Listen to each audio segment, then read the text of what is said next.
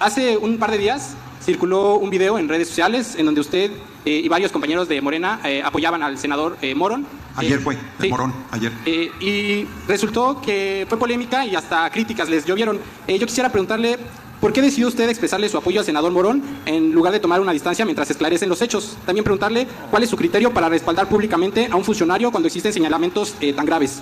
Y también... A ver. Y por último, preguntarle, ¿usted considera que no hay elementos suficientes o que el respaldo político debe darse incluso ante acusaciones de ese nivel? Bueno, yo creo que es evidente que la acusación contra el senador Morón es una acusación de mala fe, de una persona que tiene interés de ser candidata a gobernadora de Michoacán y que sabe que el senador Morón encabeza las encuestas. La alcaldesa Quirós señala a Morón, no ha presentado ninguna denuncia contra él. No, o sea, si me haces esa pregunta, yo... no, es parte de un proyecto. Sí, no, porque de la pues es una pregunta de mala fe. No. Sí, es una pregunta de mala fe, porque inclusive ayer, o sea, porque yo digo que ella acusa de mala fe a Morón, con intencionalidad política tengo un proceso abierto de violencia política de género. Entonces tú me tocas el tema, lo prudente es que yo no lo toque. Si tú además vas a grabar y todo, porque hay otra intencionalidad, que además lo puede grabar cualquiera, me parece que no es serio. Porque, a ver, dicen que el compañero presidente López Obrador es nada. O sea, pues es una majadería. O sea, es una majadería. Presenten pruebas. Yo te digo a ti y le digo a la alcaldesa de Uruapan y le digo a quien sostenga que Morón es asesino, que me dé las pruebas. Yo le digo que presenten la denuncia. Que presenten la denuncia que al momento no la han presentado. Pero si no les da el corazón para presentar la denuncia, dénmela si yo la presento. Pero lo otro es un ataque infame, miserable, interesado, tendencioso para hacerle daño en la contienda electoral a quien encabeza las encuestas. A mí me parece evidente, porque es muy bonito que digan de cualquiera, bueno, la señora Anabel Hernández que hizo un libro buenísimo que se llama Los Señores del Narco, donde denuncia todo lo que García Luna era de las pocas periodistas que se atrevían a señalar lo que García Luna era. ¿Quién sabe qué le pasó? Y ahora dijo que yo había recibido $20 millones del Mencho y que se lo había dado a la compañera presidenta Claudia Sheinbaum Pardo en la campaña. Y alguien le puede preguntar oye, ¿por qué defiendes a Noroña? ¿Te consta que es un señalamiento muy grave? Es un señalamiento irresponsable, es un señalamiento sin pruebas, es un señalamiento con clara intencionalidad política de seguir golpeándonos a los compañeros y compañeras del movimiento. Por supuesto que sostengo que Morón, Nacho Equigua, que fue alcalde de Uruapan, y mi compatriota Leonel Godoy, pues no tuvieron nada que ver. También hay quien dice cosas terribles sobre quienes han sido beneficiados de este asesinato, y yo no me atrevo a decirlo porque van a decir que qué prueba tengo y no tengo ninguna. Me parece una irresponsabilidad dejar correr ese tipo de versiones.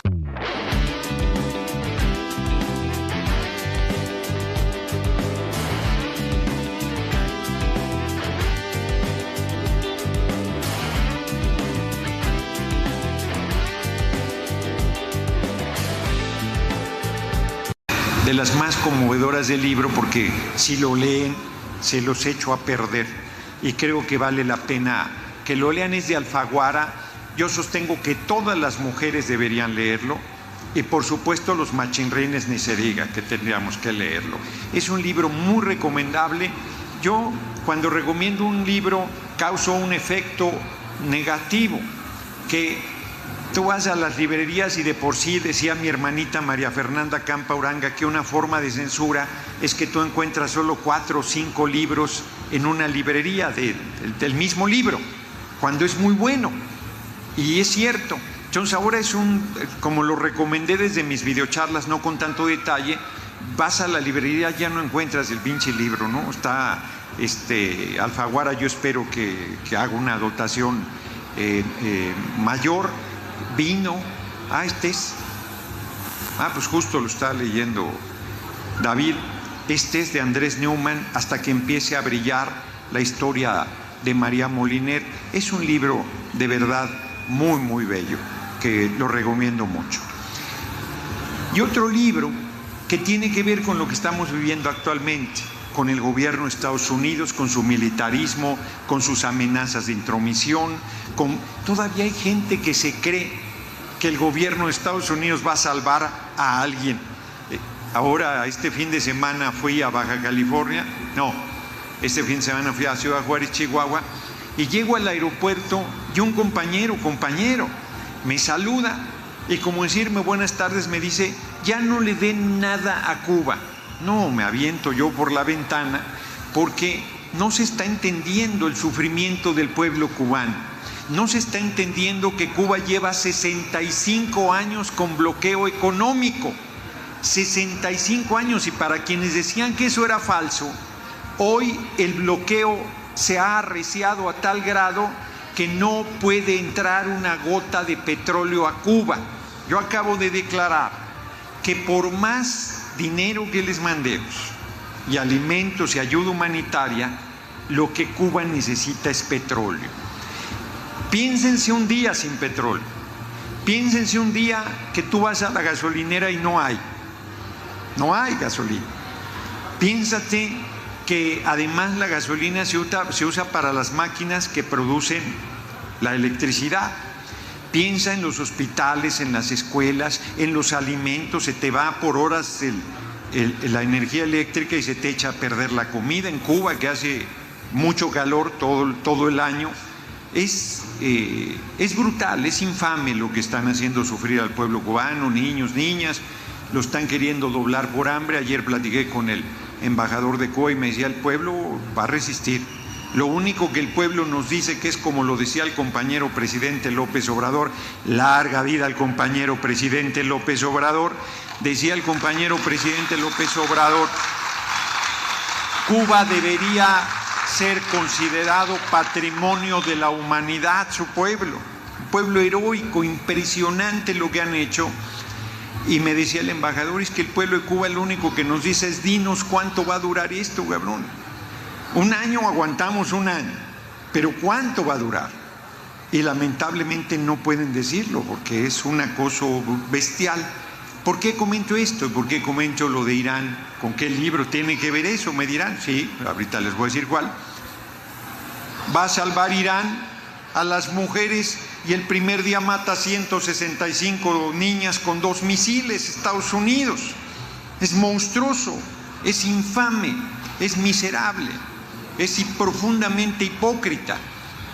Que tenían armas atómicas, lo mismo decían de Irak, y era falso. Irán tiene las terceras reservas petroleras más importantes del mundo. Bueno, hoy fue a juicio el presidente Maduro, que no tendría por qué ir porque fue secuestrado, porque es presidente, porque tiene inmunidad diplomática, junto con su esposa, la diputada Cilia Flores. Lo acusaban del cártel de los soles que encabezaba, y ya dijeron, no existía el cártel de los soles, fue un invento nuestro. Pues hoy el presidente Trump sale a declarar, cuando está el juicio y ya no debe intervenir en el proceso, que el delito del presidente Maduro fue abrir las cárceles de Venezuela y mandarle a Estados Unidos a todos sus delincuentes. Imagínense nada más. Bueno, estamos hablando de libros, todavía no llego al que les quiero recomendar.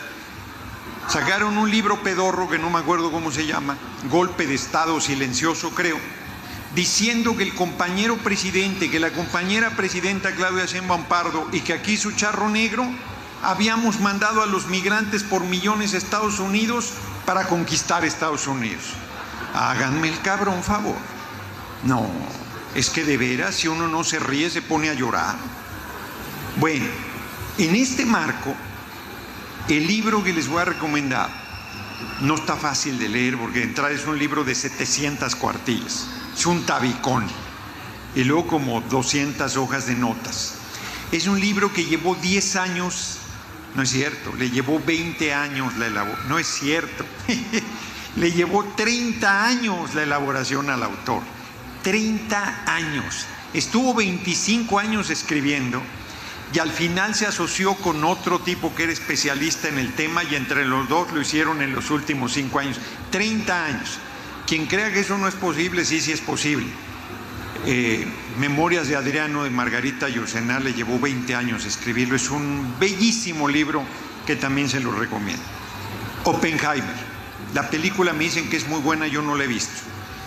Está basada en el libro que ganó el premio Pulitzer. ¿Y por qué tiene que ver con todo esto? Porque Oppenheimer, que es el padre de la bomba atómica y que es su biografía, es un científico brillantísimo, es un genio talentosísimo, se convierte en el héroe al ser el que encabeza al equipo que crea la bomba atómica que fue lanzada en Hiroshima y Nagasaki, en Japón.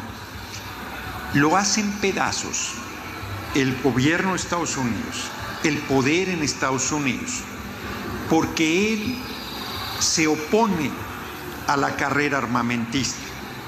Él dice, a ver, ya hicimos una bomba nuclear, pero la bomba nuclear no es una bomba para usar en una guerra.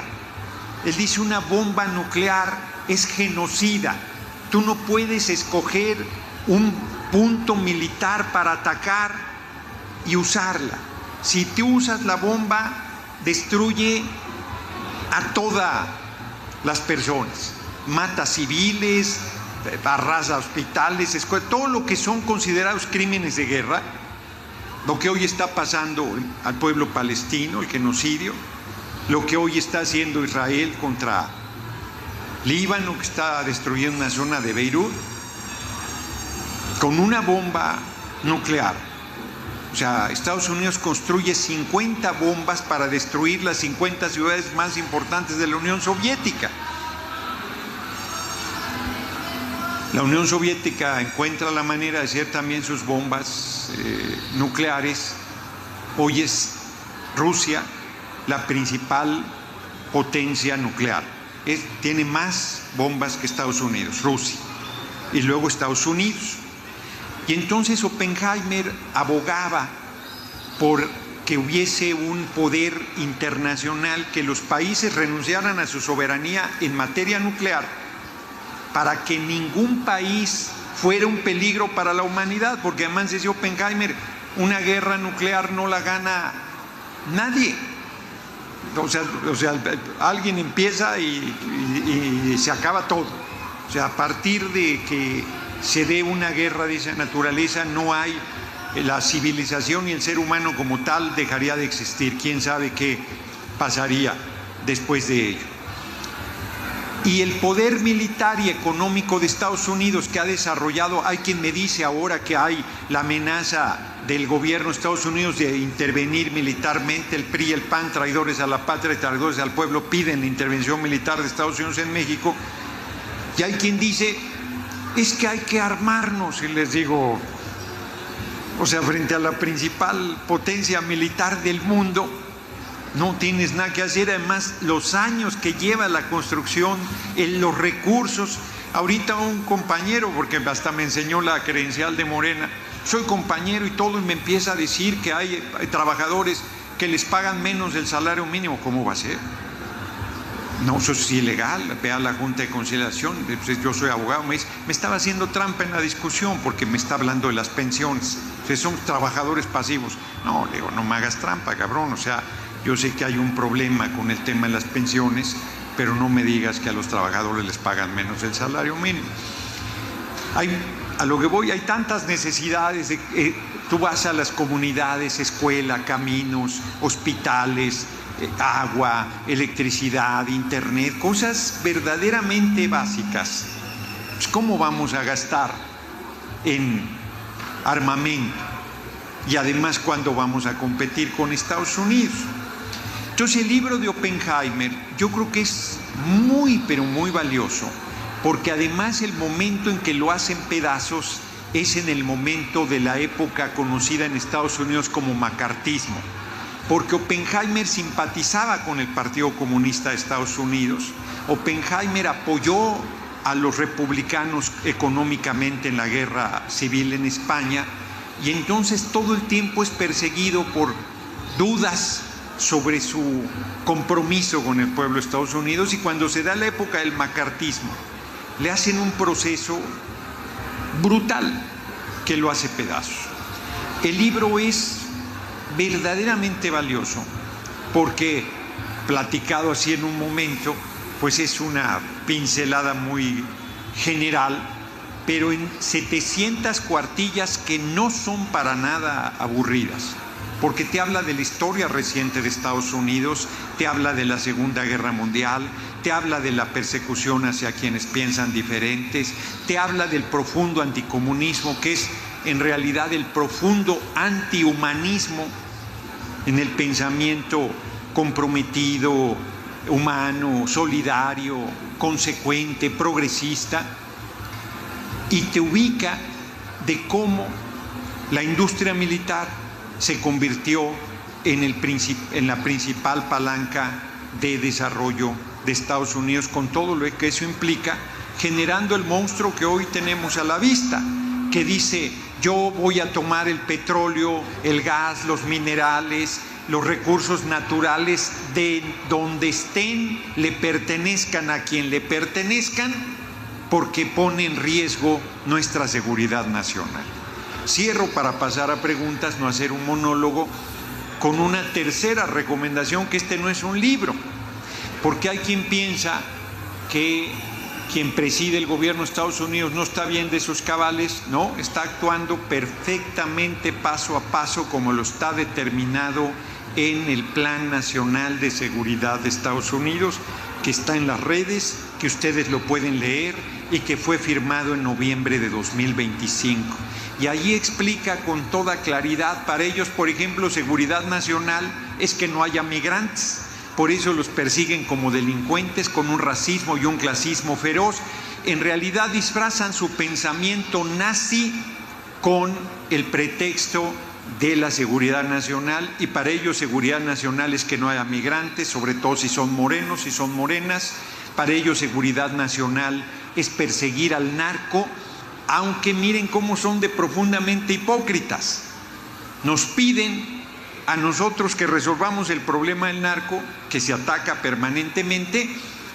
La derecha y la derecha internacional nos ha querido colgar el San Benito de que somos narcos, el gobierno de nuestro movimiento, y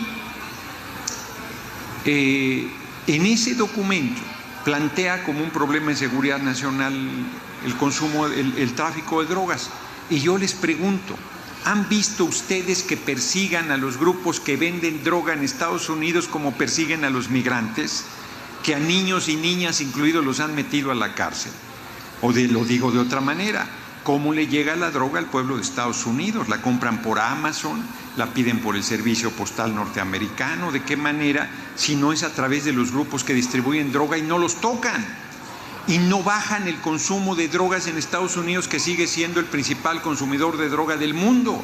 Y no paran el tráfico ilegal de armas de Estados Unidos a México, que le da el poder de fuego que tienen los grupos del crimen organizado, donde el 80% de las armas son de fabricación estadounidense, el 20% son de fabricación israelí, y todas entran por la frontera de Estados Unidos. Entonces Estados Unidos no hace su parte, y nosotros ponemos los muertos, el sufrimiento, y está la presión sobre nuestra patria, sobre nuestra independencia, nuestra soberanía. Pero lo digo aquí en la Feria del Libro, como lo digo en todos lados: en México manda el pueblo de México y nadie más, y no vamos a permitir ninguna intromisión de ningún gobierno extranjero que quiera venir a decidir el presente y el futuro de nuestro pueblo y de nuestra patria. Entonces, les recomendé en realidad 4 libros, diciendo que iba a recomendar solo 2, porque les dije que el primero que leí es La Tregua, de Mario Benedetti, que es una historia de amor muy bonita y muy trágica. El de Memorias de Adriano, que si bien no me detuve en él, cuando Adriano, el emperador, que fue el emperador que llevó al Imperio Romano al máximo de su crecimiento y esplendor en todos los sentidos: político, económico, social, territorial, como sabe que se va a morir, está buscando a su sucesor y dice: cuesta tanto la formación de un hombre, porque no encuentra quién pueda ser la persona adecuada para sucederlo al frente del imperio. Y Oppenheimer, y Hasta que empiece a brillar, de Neumann. Para mí, siempre venir a la Feria del Libro es, además de un gusto, una tentación, porque yo no debería comprar un libro más en la vida, y ahorita voy a ver qué encuentro cuando termine esta charla. Decía Humberto Eco que tenía 10,000 libros. 10,000 libros. Decía: critican a mí, luego van a mi casa y me dice: ¿y ya los leíste todos? Y yo le digo: oye, cabrón, si yo voy a tu casa y abro el refrigerador, ¿a poco te pregunto: ¿ya te comiste todo? Pues tu intención es comértelo. Si lo logras o no, esa es otra historia, ¿no? Hay quien dice que compras muchos libros porque piensas, por lo menos de esa forma, en la eternidad. Piensas que vas a ser eterno y que vas a poder leerlos todos. Y Humberto Eco decía que es como una medicina, que cuando uno se siente mal, va y busca ahí en los libros y dice, a ver y lo agarras y te olvidas de tus penas, de tus males, de tus preocupaciones y de tus dificultades y te vas con el personaje a recorrer otras penas, otras preocupaciones, otras dificultades, otros sueños y otros logros también. Creo que la mayor creación que ha hecho el ser humano es el libro. Y creo que por más que metan todos estos nuevos dispositivos, cierro con eso para pasar algunas preguntas, yo me confieso de la escuela antigua. Me gusta el café con cafeína, el cine en el cine, el libro, el papel y el sexo presencial. Pues muchas gracias por su atención y estoy a sus órdenes para las preguntas que tengan.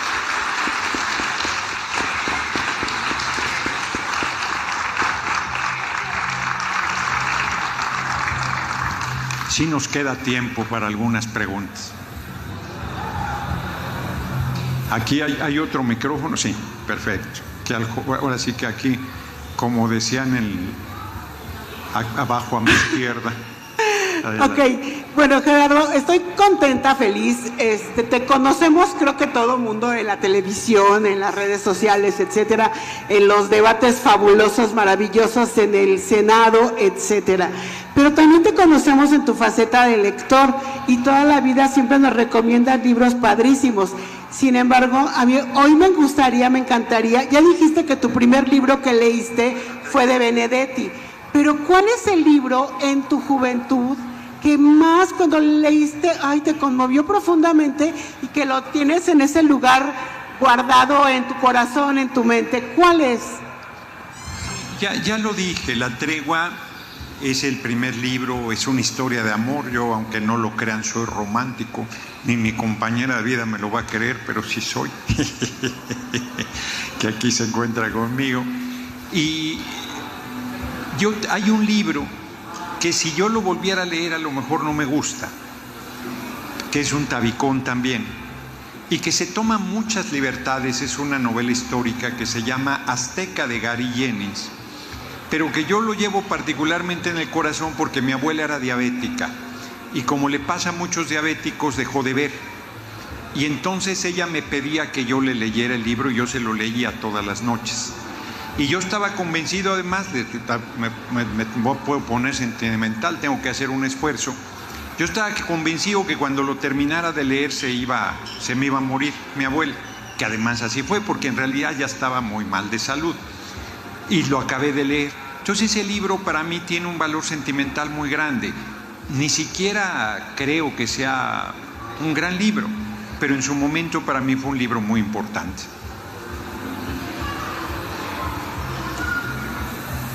Gracias. Buenas tardes, senador, a todas y todos. Buenas tardes.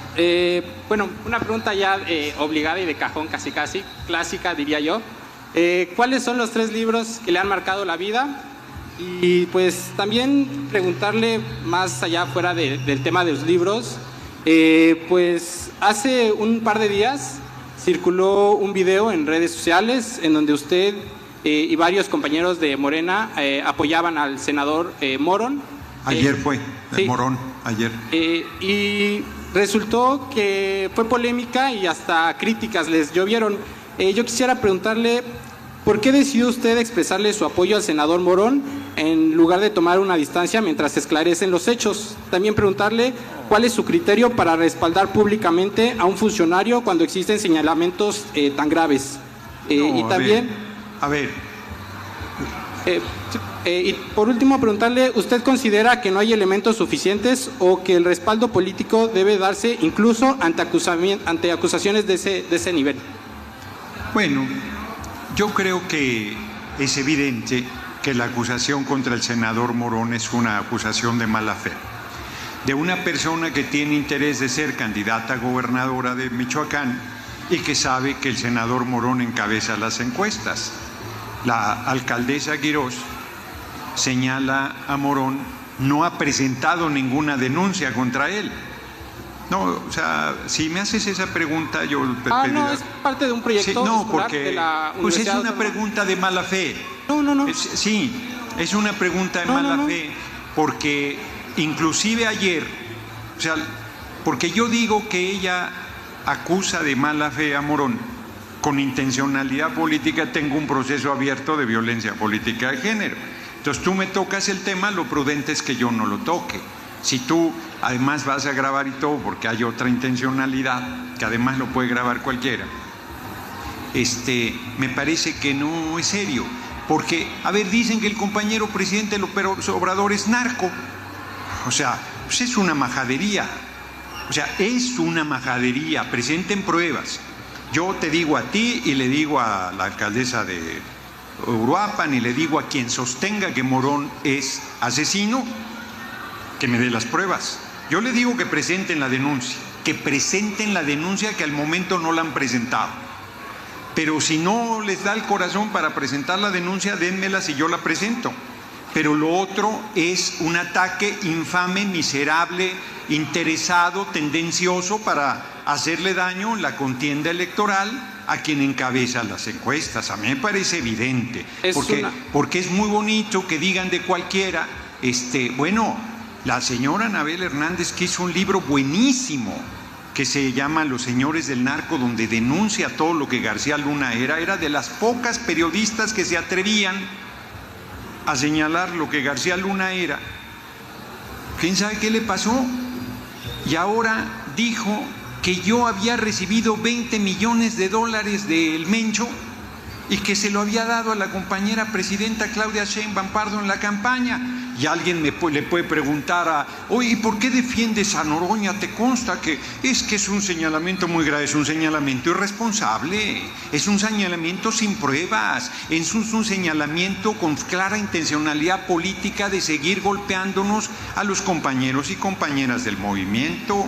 Por supuesto que sostengo que Morón, Nacho Equigua, que fue alcalde de Uruapan, y mi compatriota Leonel Godoy, pues no tuvieron nada que ver.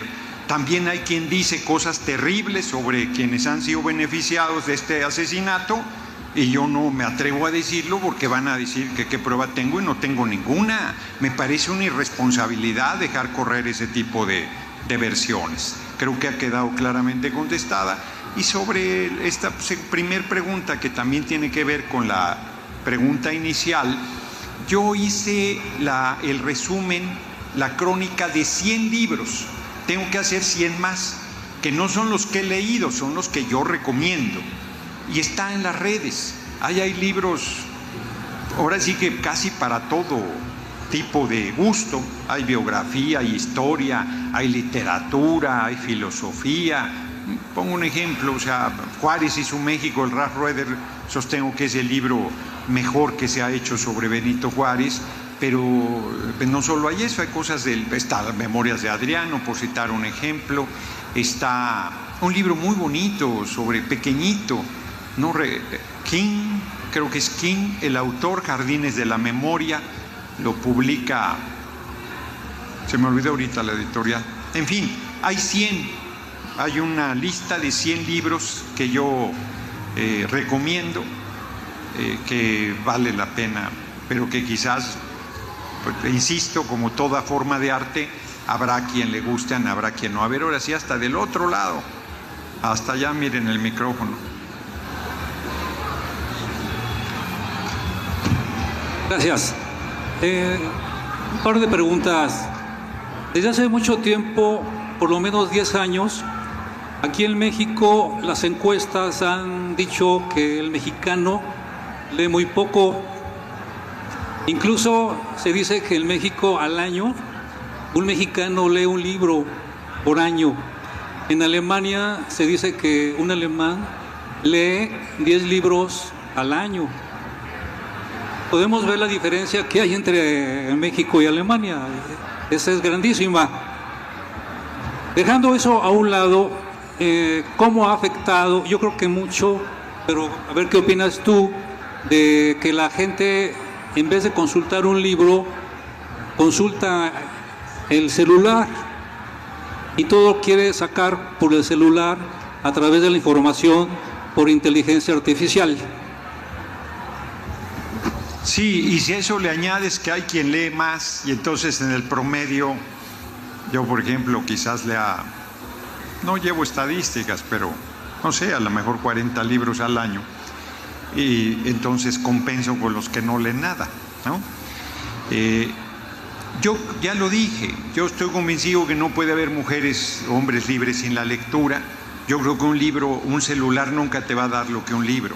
Es meterte a una historia, seguir un personaje, ver otras formas de pensar, conocer otros lugares.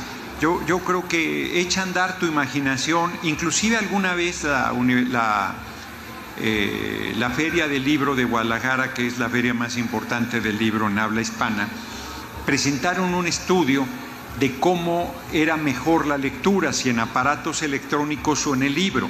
Y el estudio llegaba a la conclusión de que el libro, porque el peso, el olor del papel, el tiempo que te lleva a cambiar cada hoja, la atención que fijas, es mucho mejor un libro que la forma electrónica. Ahora, es muy práctico que alguien traiga su Kindle y ahí traes 500 libros y no le pasa lo que me acaba de pasar, que fui a la convención de banqueros. Hace 30 años me metieron a la cárcel por protestar contra la convención de banqueros y ahora estaba yo ahí en primera fila y el año pasado estaba en el presidium. Entonces se me olvidó el libro que yo estaba leyendo y yo me aventaba por la ventana, porque yo si no traigo un libro me siento perdido, tengo que estar leyendo todo el tiempo. Y además tenía 2 vuelos largos de Cancún al Laifa y de Laifa a Ciudad Juárez. Y si tú traes el Kindle, pues ahí además puedes subrayar, puedes tomar notas, tiene muchas cosas útiles, pero yo ya me confesé de la escuela antigua y yo prefiero el libro en el papel y creo que pues hay que seguirlo promoviendo, hay que seguir insistiendo. A ver, la lectura es como quien quiere hacer ejercicio. Al principio cuesta trabajo, al principio requiere un esfuerzo, al principio es difícil. La gente se pone con sobrepeso y se va un día a hacer algo de ejercicio y regresa, mira, no me ha bajado la panza y me duele todo y no sirve para nada. No, pues tienes que ser constante, tienes que hacerlo todo el tiempo. La lectura es igual, pues es mucho más fácil sentarte y ver la televisión, no requiere un esfuerzo mayor, o ir al cine, o que es muy bueno el cine.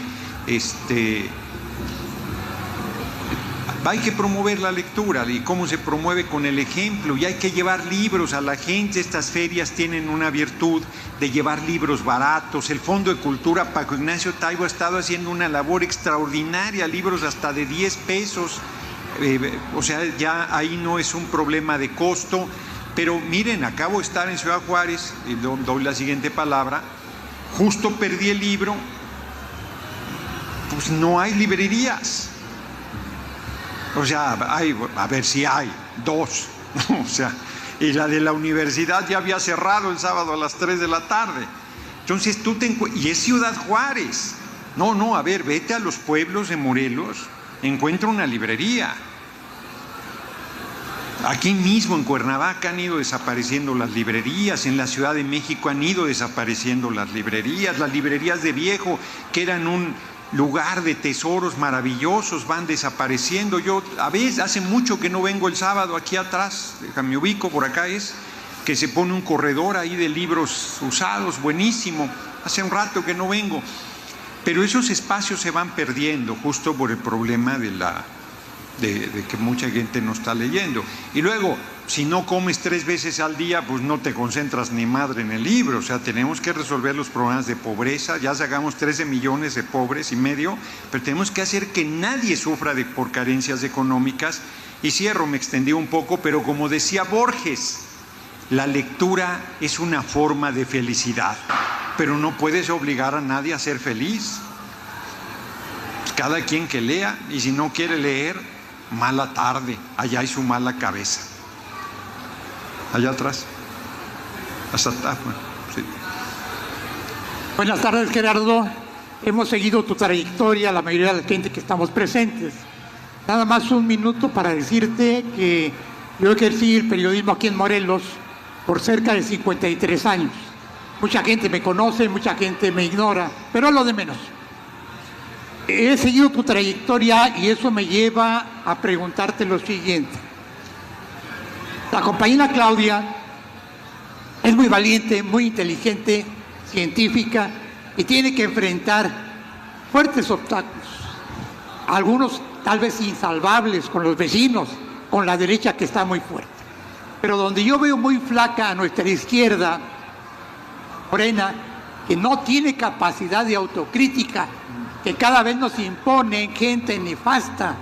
Entonces, y fácilmente lo reconocemos, ¿sí? Sus grandes tonos publicitarios y demás cosas. Gerardo, se necesita tener mucho dinero para ser un buen candidato, o que Morena haga una autocrítica seria, responsable, aunque no sea necesaria, pero sí que nos presenten buenos candidatos. Yo te puedo decir que conozco a mucha gente morelense muy valiosa.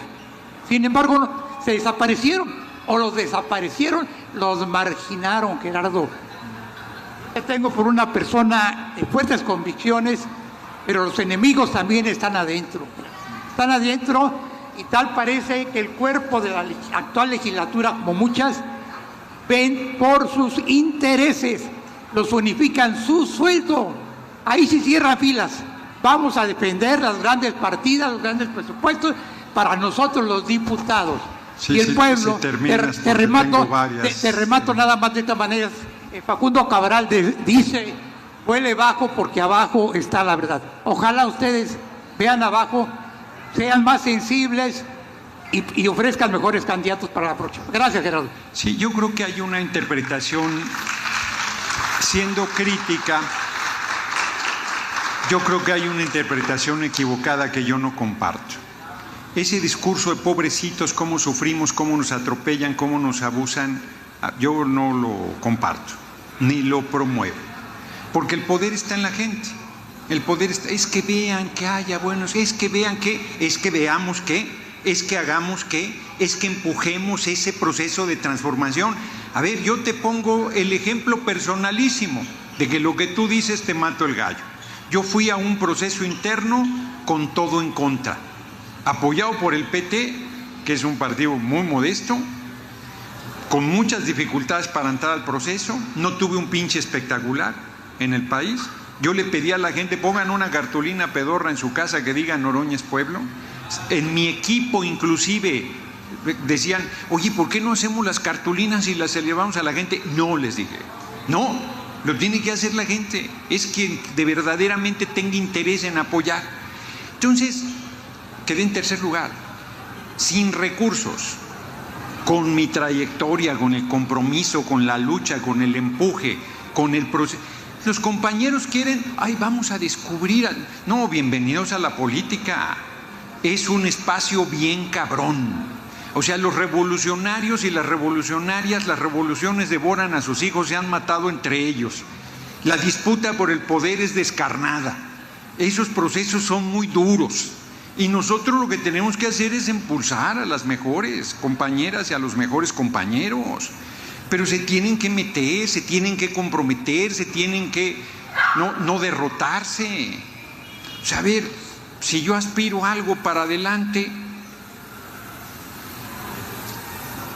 pues claro que van a usar el aparato, claro que voy a ir contra poderes económicos, claro que voy a ir contra intereses muy fuertes. Y yo lo que le digo a la gente es: el poder está abajo. Nada más que no nos damos cuenta. La gente ya se dio cuenta de su poder con el voto, pero no se da cuenta que el pueblo mueve todo y que sin el pueblo no se mueven las cosas. Pues no, pues un buen candidato, pues no lo acompaño. Tenemos una buena candidatura, pues la apoyamos, pero a ver, yo no, esos buenos candidatos, pues no los veo recorriendo. No los veo tocando casas, no los veo sacudiendo la conciencia a la gente para que cuando llegue el momento de las definiciones pues tengan posibilidades de ser los candidatos, las candidatas. No, quieren que vayan a su casa a decirle: oye, tú eres el más chingón de la pradera, vente a ser nuestro candidato. Eso no va a pasar nunca. Si haciendo la tarea te pasan encima, Yéndote a llorar a los rincones no vamos a ningún lado. Yo le diría a los compañeros, compañeras comprometidos que creen que se debe anclar a la izquierda del movimiento, dices, debería ser autocrítico, pero si no puedes hacer ni una crítica, te acusan de traidor cualquier cuestionamiento crítico que hagas. Está nuestro movimiento en un riesgo de hacerse un movimiento muy vertical y autoritario. Está a los ojos de todos. Y se espera que alguien resuelva eso. Es que si el pueblo no, ahora sí que no le hacemos caso al compañero presidente López Obrador, solo el pueblo puede salvar al pueblo y solo el pueblo puede salvar a la nación. ¿Quién va a arreglar las cosas en Estados Unidos? El pueblo de Estados Unidos, y si no lo hace el pueblo de Estados Unidos, estamos en dificultades.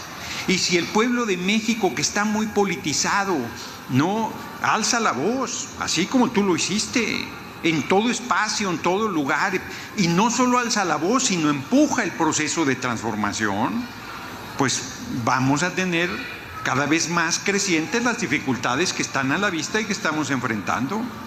Yo digo, acá había, sí, desde hace rato, el joven que está hasta atrás. Buenas tardes, senador. Una disculpa si mi pregunta interrumpe mucho con la dinámica que está llevando, pero precisamente el estudiantado de Morelos, proveniente de la clase obrera, desde hace 4 semanas estamos en paro. ¿Por qué estamos en paro? Por los 2 feminicidios que sufrieron nuestras compañeras Kimberly Jocelyn Ramos y Carol Toledo Gómez.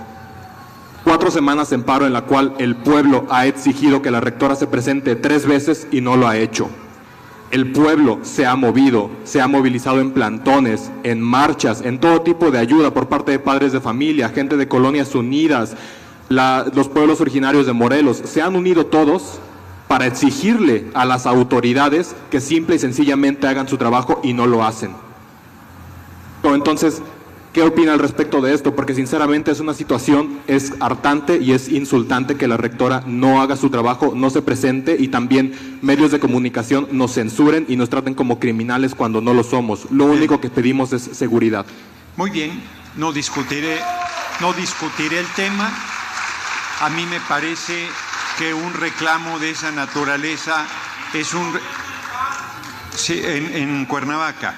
Además, pero eso no les preocupa, porque toda la responsabilidad se la cargan al gobierno federal o al gobierno del estado.